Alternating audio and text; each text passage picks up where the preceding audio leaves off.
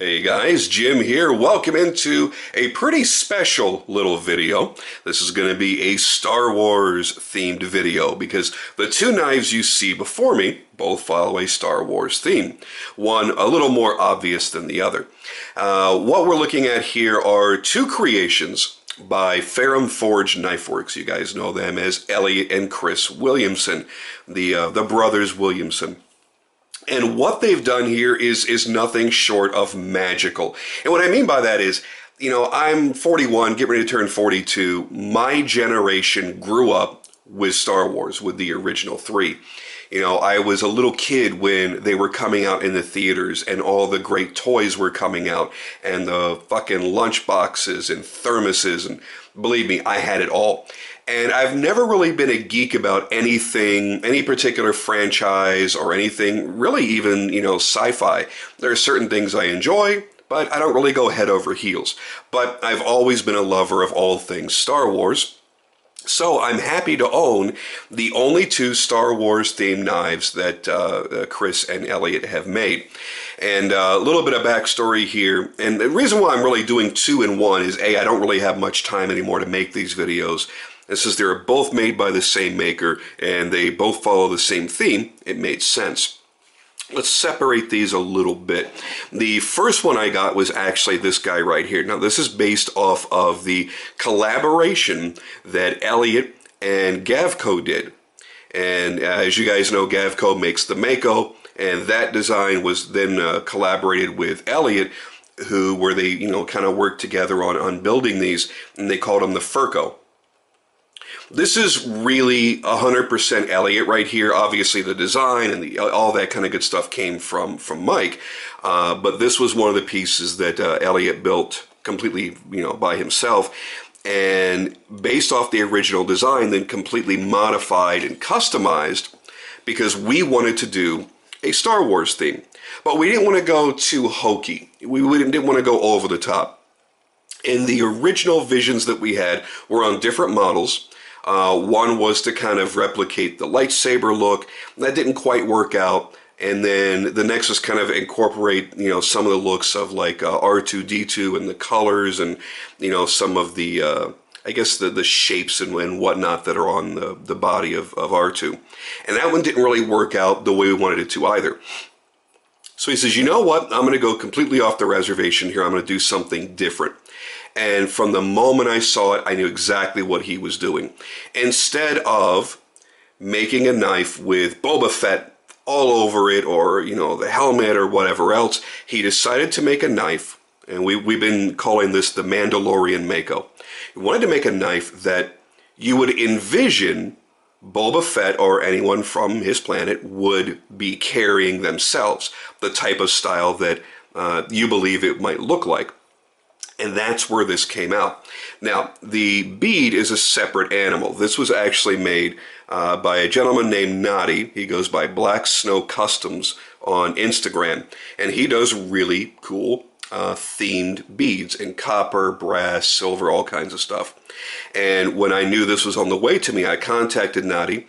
And I said, would you, I know that you've made Stormtrooper and Boba Fett and all kinds of stuff. Could I get a patinaed, aged copper bead done to match my upcoming knife? And he jumped right to it. And this is a guy that usually has a wait, so I have to really give a shout out and a big thank you to him for making this. And it kind of ties the whole thing together. As we get the knife open, we'll take a good look at it. I don't recall what steel is being used on here. I think it might be N690, but I'm not 100% certain. But the Furcos are 3 3/4 inch blades with a very, very large choil, reducing the cutting area. It's an interesting design. I like Mike. I like Gavco. I like his work. I'm not always crazy about his designs. His designs are just a little bit different than the kind of stuff I'm normally into. He's a smaller guy with small hands, so his knives tend to be a little bit smaller. This is actually a very large design for him. They tend to be slim and fairly lightweight. And that's not really what I'm always into. But I love the creativity that he shows because pretty much every knife he's ever made has always been different. And teaming up with Elliot, who's also famous for doing that, really is going to give you a chance to get something unique. So you've got this really cool, slick pattern going on throughout the blade. He has polished after doing some sort of rough decoration. I don't really know what you would call this, but it's been roughed up and then it's been polished. So it has a really unique look. When it shines in the light, it's very, very cool. He also did that inside of the cutout here in the blade. So you see that decoration all the way through.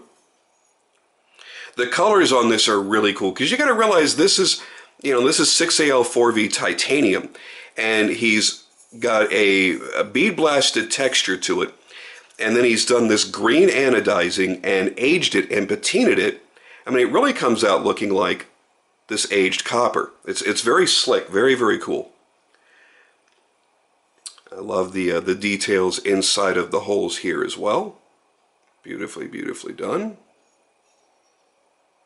So overall, it is a really badass themed knife, and I love the clip. Nice sculpted 3D titanium clip. There are the two logos. There's Gavco's logo and Ferrum Forge Knife Works. Here we see the steel lock bar insert, so you get the steel-on-steel engagement. Right back behind there is the Hoback rolling detent, so it provides a very, very smooth opening and closing. Reduces friction by quite a bit. Now, I've talked about the HRD a lot in a lot of other videos, Hoback videos, and Ferrum Forge videos. I'm not going to bother to go into it again here. So that was a very quick look at the Mako, or Furco, if you want to call it that. Now let's get that one out of the way just for a moment. I will bring it back, I promise, don't cry. We're going to get to the one that, when I post this on Instagram, everybody just loses their shit. And I'll be honest with you, it's a very polarizing knife. Some people love it, some people hate it because of the blade.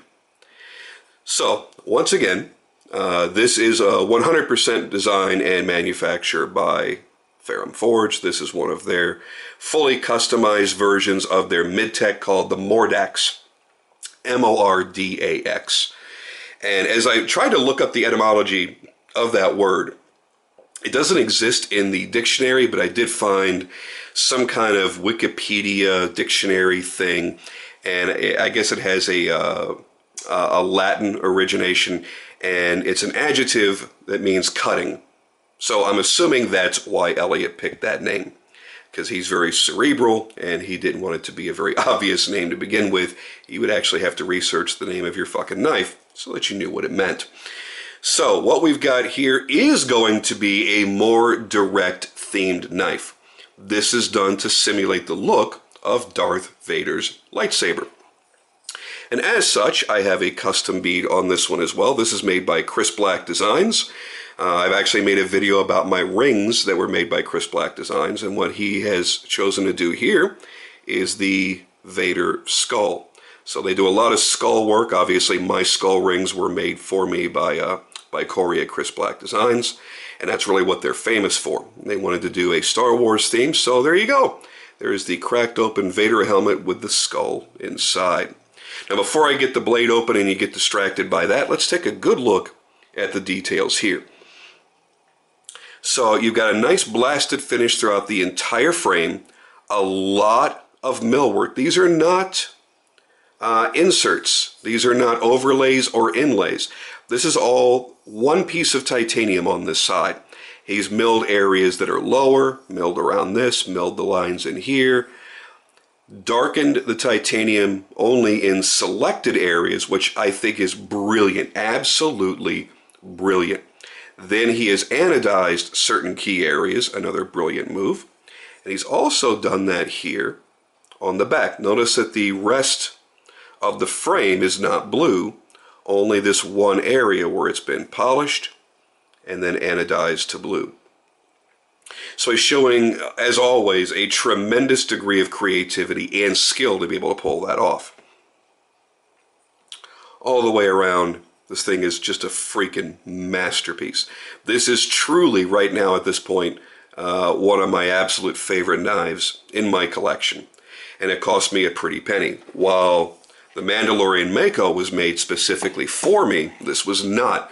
This was made as an auction piece for Instagram that once I saw it, I kind of felt I had to have it. So I got into a bidding war. I honestly thought I was going to snag this for $1,400 bucks. It ended up hitting over $1,900 because somebody kept upbidding and upbidding and upbidding up against me, and I wasn't going to let it go. I'll tell you right now, I was actually going to go up to $4,000 for this. No way I'd ever get that back out of it if I ever sold it, but that didn't matter. I wanted to have the second Star Wars themed knife from Elliot. And what we're looking at here is N690 in a 3.625 inch length blade. The red is achieved not by anything traditional that you might be thinking of, like a Cerakote or something. What they've done is put a really, really nice polish on the blade and then applied a nano ceramic coating. Now, the benefits to that, it's basically a coating that you would see on like pots and pans, like really expensive, I don't know if they're expensive, but nice pots and pans. It's a very slick surface. It reduces friction, not that you're going to care about that. It's got a Hoback rolling detent, already reducing friction. But it's actually really strong because it has, you know, that ceramic base. So it's basically spraying on ceramic. So you've got a really nice scratch-resistant coating here. And it really highlights the grinds, the flats, beautifully. It's a little bit of a pain in the ass here because I have, you know, my studio lights. Hello, hello, governor. Not really sure where that came from. So these are obviously limited in their size. But when you go outside in the sunlight, and the whole thing is covered uniformly in light, and you move it like this, it's like a beautiful bright red ruby, faceted ruby, where you just kind of move it back and forth and it picks up the different reflections. It is absolutely gorgeous. Now, some people don't like the red blade. They say it looks like a dog's penis. I don't care. I think the red blade was 90% of the reason I bought this knife, and I bid so highly on it. When have you ever seen, and I want you to really think about it, when have you ever seen a full red polished blade? Chances are you probably have not. And I like things that are unique. And yes, it is smooth, it is fast. I only have one gripe about the entire knife overall. It's the fact that there is no jimping on the flipper tab here. And it's actually very, very slick and smooth. And sometimes my finger will slide right off of it. So that's it. That's the one and only complaint that, see, there I go, that I have about this knife. So let's get some nice close-ups, and we'll do the same thing with the Mako in just a moment. Just gorgeous. Now, it's not going to be completely scratch-free. It can't be completely scratch-proof, but it is highly scratch-resistant, more so, I would think, than a gun coat or a Cerakote would be. One neat little trick that a lot of people may not have picked up on in the photography is the fact that you have this darkened titanium pivot screw, and only the inside of that Torx head is anodized blue. It's very faint, but it is there. And again, I love the transition from the standard look of tie to the darkened titanium to the anodized portions. Insane milling that's been done. You got to realize this is done by hand on a manual mill. This is not a CNC knife. That's a very, very important thing to bring up when you realize just how much friggin' work has been done on these knives.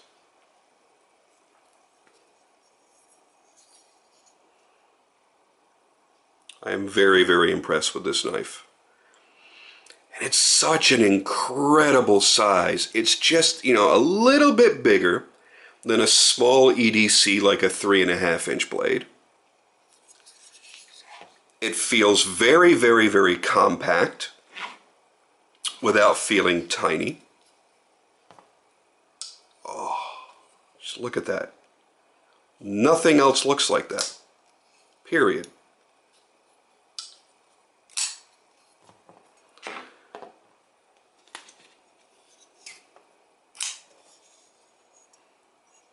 Give you the same close-ups here on the Mako.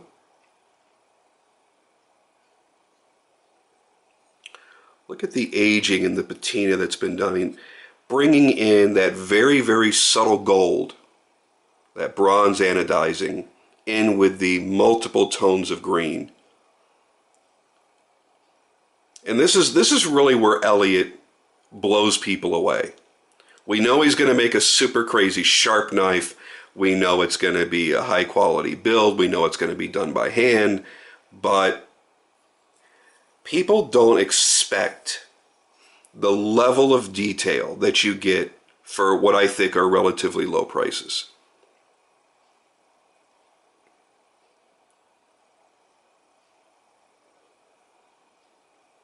Just flat out badass.